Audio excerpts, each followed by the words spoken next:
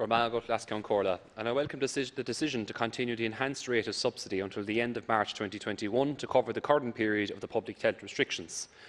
The enhanced subsidy is estimated to cost another €38 million per week, totalling to €323 million by the end of March of 2021, Minister.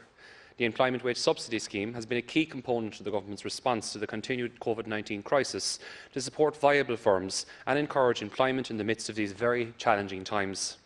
To date, subsidy payments of over €1.5 billion have been made, and PRSI relief worth over €270 million granted to over 41,600 employers and in respect of over 476,000 employees.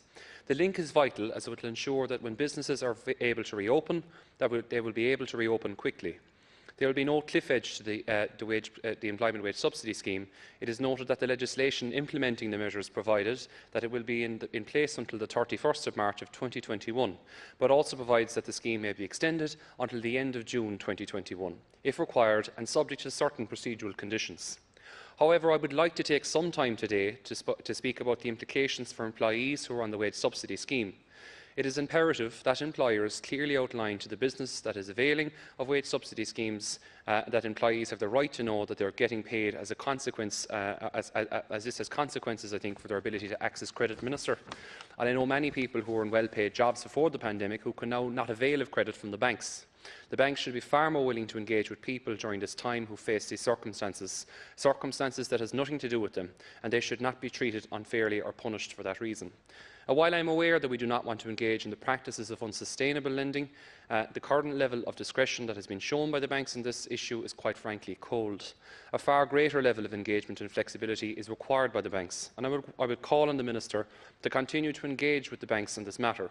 People's lives should not be put on hold any more than they should because of this pandemic. The banks are a public service and they should treat the people as such.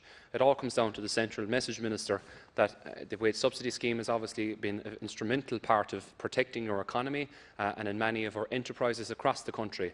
But I would ask that they would be honest with their employees. It's incredibly important that there's transparency so that if they are applying for credit or for their mortgage, that they are told the implications of such by their employers if they're in receipt of the wage subsidy scheme.